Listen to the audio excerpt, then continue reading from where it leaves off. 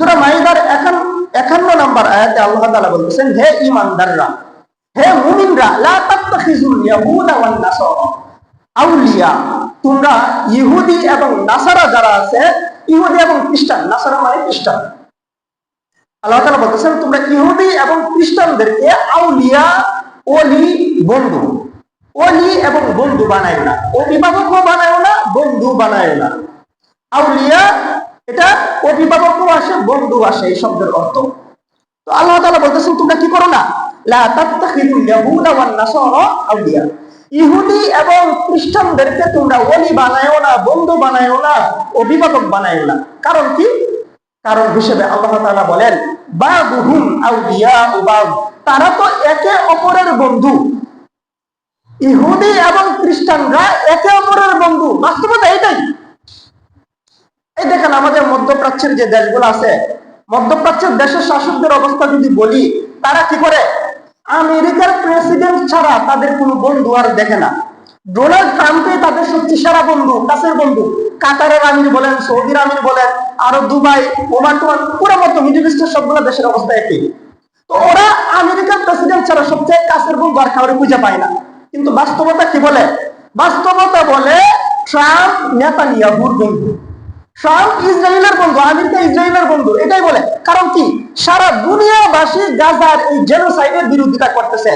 এই দুনিয়াবাসীর কথা ট্রাম্পের শুনে না, আর একলা ওই যে নেতানিয়াহু বলতেছে আমি গাজার মানুষ মারবো, ফিলিস্তিনের মানুষ মারবো, আমাকে অস্ত্র দাও। ট্রাম্প ঠিকই কি করতেছে? তাকে অস্ত্র দিতেছে, তাকে অস্ত্র দিতেছে, তাকে সৈন্য দিতেছে, তাকে টাকা পয়সা দিয়ে সাহায্য করতেছে। বাস্তবতা তো এটাই। আর বাস্তবতা বদলাবে কিভাবে? কথাটা বলছেন কে? কথাটা তো বলছেন আল্লাহ পাক রব্বুল আলামিন। আল্লাহর কথা কি বদলাতে পারে? মহান রব্বুল আলামিনের কথা কি বদলাতে পারে? যিনি এই আসমান এবং জমিন সৃষ্টি করেছেন, যার ইশারায় গাছের পাতা নড়ে, তার কথা কি আর বদলাতে পারে? আল্লাহ পাক রব্বুল আলামিন বলে দিয়েছেন সূরা মাইদার 51 নম্বর আয়াতে বলতেছেন, বাদুহুম আউলিয়াউ বাদ, কাফের মুশরিকরা একে অপরের বন্ধু। তোমরা নিজেরা তাদেরকে যত বড় বন্ধু মনে করো না কেন, বাস্তবতা হচ্ছে তারা তাদের বন্ধু। এই ইসরায়েল রাষ্ট্র তো এখানে হওয়ারই কথা ছিল না। ইসরায়েল রাষ্ট্র এখানে বানানোর জন্য প্রথম বিশ্বযুদ্ধের পরে 47 সালে কি করলো? এই জাতিসংঘ প্রতিষ্ঠা করলো এদেরকে এখানে জায়গা দিবে বলে। এই একেবারে 47 সাল থেকে নিয়ে এই ইসরায়েল রাষ্ট্রের জন্য, এদেরকে টিকিয়ে রাখার জন্য যা যা করার দরকার আমেরিকা এবং পশ্চিমারা টাকা এখন পর্যন্ত করে আসছে এবং করে যাবেই। বাস্তবতা এটা। আপনি তাদেরকে, আপনি আমি বা আমাদের শাসকরা তাদেরকে, আমেরিকাকে বা ইউরোপকে যত বড়ই বন্ধু মনে করুক না কেন, বাস্তবতা হচ্ছে তারা বন্ধু।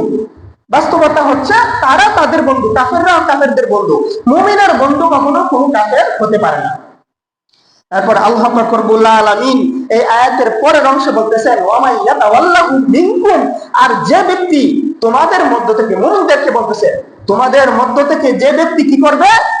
তাদের সাথে গিয়ে মিশে যাবে। ইয়াতাওয়াল্লাহু মিনকুম, তোমাদের মধ্য থেকে গিয়ে তাদের সাথে মিশে যাবে, ফাইন্নাহু মিনহুম, তবে জেনে রাখো সে তো তাদেরই, সে তাদের দলেরই। আচ্ছা, বন্ধুত্ব হয় একটা মিল থাকার কারণে হয় না? কি বলেন? বন্ধুত্ব তো যার সাথে ধরেন মিল নাই, এরকম কোন মানুষের সাথে কি কারণ বন্ধুত্ব হয়? কোন একটা সম্পর্ক থাকলে, কোন একটা মিল থাকলে বা কোন একটা সামঞ্জস্যতা থাকলে পরে সম্পর্ক হয়। আল্লাহ তাআলা মুফাসসিরিনে কেরাম বলেন যে যেহেতু সামঞ্জস্যতা আসে তাদের সাথে, এজন্য আল্লাহ তাআলা বলতেছেন, ওয়া মান ইয়াতাওয়াল্লাহু মিনকুম ফাইন্নাহু মিনহুম, তোমাদের মধ্যে থেকে যারা কি করবে? তাদের সাথে মিশবে, তারা যেন তাদেরই লোক। নাউজুবিল্লাহ বলবেন না? মুমিনদের মধ্য থেকে যারা কি করবে? তাদের সাথে যে বন্ধুত্ব স্থাপন করবে, তারা তাদেরই লোক।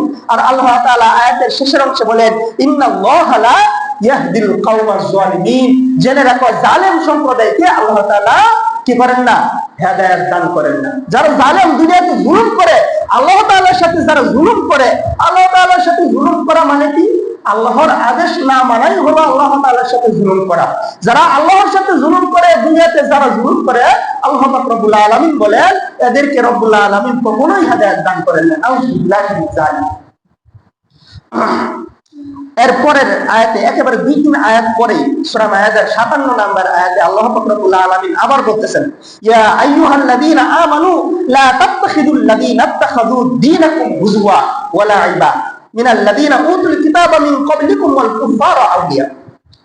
সূরা মায়েদার একই সূরার 2-3 আয়াত পরে আল্লাহ তাআলা বলতেছেন, হে ঈমানদাররা, তোমরা ওই সমস্ত লোকদেরকেও তোমাদের বন্ধু বানায়ো না যারা কি করে, যাদেরকে তোমাদের পূর্বে কিতাব দেওয়া হয়েছে, কাফের যারা আছে, আহলে কিতাব যারা আছে, এদের মধ্য থেকে তোমাদের দিন ইসলামকে যারা নিয়ে, দিন ইসলাম নিয়ে যারা কি করে, ঠাট্টা করে, বিদ্রুপ করে, হাসি তামাশা করে, খেলার বস্তু বানায়, এই সমস্ত মানুষদেরকেও তোমরা কি করো না, বন্ধু বানায়ো না। এর একটা বাস্তব উদাহরণ হচ্ছে এই গত কয়েকদিন আগের ঘটনা, বুয়েটে, যেটা বুয়েট বাংলাদেশের ইঞ্জিনিয়ারিং একটা ভার্সিটি কলেজ, সেটা হচ্ছে বুয়েটের একটা ঘটনা। সেখানে কি করছে, একজন হিন্দু, আপনি বাজারে গেলে হিন্দু লোকের সাথে ওটা বসা হয় না, সে, আপনি জানেন যে সে খুব ভালো মানুষ, কিন্তু বাস্তবতা কি আপনি আসলেই জানেন না, তার ভিতরে যে কি আছে আপনি আসলেই জানেন না।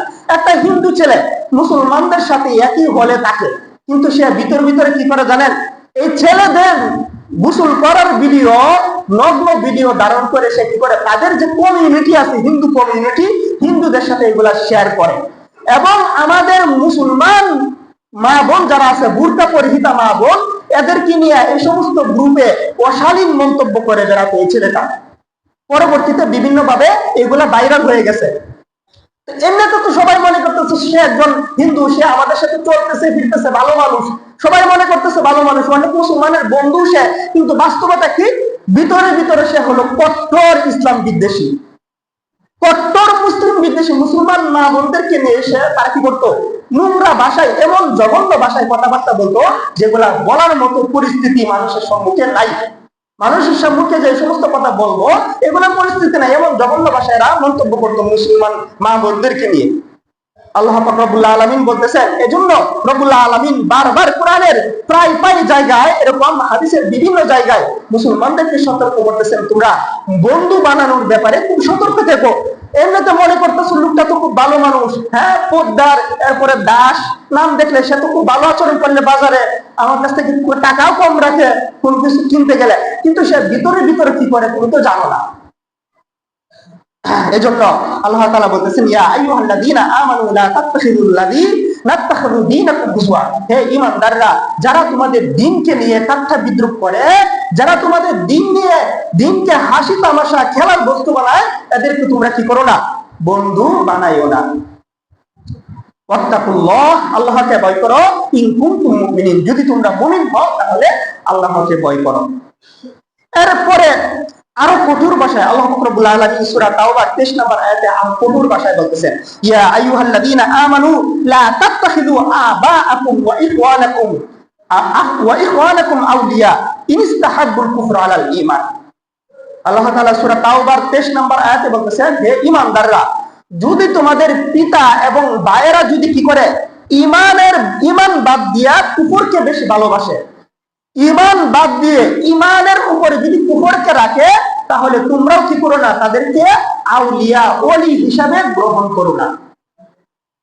যদি কে হয়, তোমার পিতা হয়, তোমার ভাই হয়, আপন মায়ের পেটের ভাইও যদি হয়, তোমার জন্মদাতা পিতাও যদি হয়, তারপরেও কি করো না, তাকে ওলি হিসাবে গ্রহণ করো না। হ্যাঁ, পিতা হিসাবে তার যে দায়িত্ব আছে সেটা আপনি পালন করবেন, কিন্তু সে যদি ধর্মের ব্যাপারে আপনাকে বাধ্যবাধকতা করে ইসলাম মানতে না দেয়, তাহলে আল্লাহ তাআলা বলতেছেন সেই পিতার আনুগত্য তুমি করো না, সেই ভাইয়ের আনুগত্য করো না, সেই ভাইও তোমার বন্ধু হইতে পারে না। সূরা তাওবার 23 নম্বর আয়াতে আল্লাহ তাআলা বলতেছেন। আল্লাহ পাক রব্বুল আলামিন সূরা নিসার 144 নম্বর আয়াতে আরেক ধাপ এগিয়ে কি বলতেছে জানেন, যারা মুমিনদেরকে রেখে কাফেরদেরকে আন্তরিকভাবে বন্ধু বানায়, তাদের ব্যাপারে আল্লাহ পাক রব্বুল আলামিন আরেক ধাপ এগিয়ে শাস্তির হুঙ্কার দিচ্ছেন। নাউজুবিল্লাহ। আল্লাহ পাক রব্বুল আলামিন বলতেছেন সূরা নিসার 144 নম্বর আয়াতে আল্লাহ তাআলা বলতেছেন, ইয়া আইয়ুহাল্লাযীনা আমানু লা তাত্তাখিযুল কাফিরিনা আউলিয়া মিন দুনিল মুমিনিন, হে ঈমানদাররা, মুমিনদেরকে বাদ দিয়া তোমরা কাফেরদেরকে কি করো না, নিকটতম বন্ধু বানায়ো না, ওলি বানায়ো না। যদি বানাও তাহলে কি হবে, আল্লাহ তাআলা বলতেছেন, আতুরিদুনা আন তাজআলু লিল্লাহি আলাইকুম সুলতানাম মুবিনা, তোমরা কি এই ব্যাপারে, তোমাদের এই ব্যাপারে আল্লাহ তাআলার কাছে কোনো সুলতান মানে হচ্ছে দলিল, মুবিনা মানে হচ্ছে সুস্পষ্ট, তোমাদেরকে যে আল্লাহ তাআলা শাস্তি দিবেন এরকম সুস্পষ্ট দলিল বানাতে চাও এদেরকে বন্ধু বানায়া,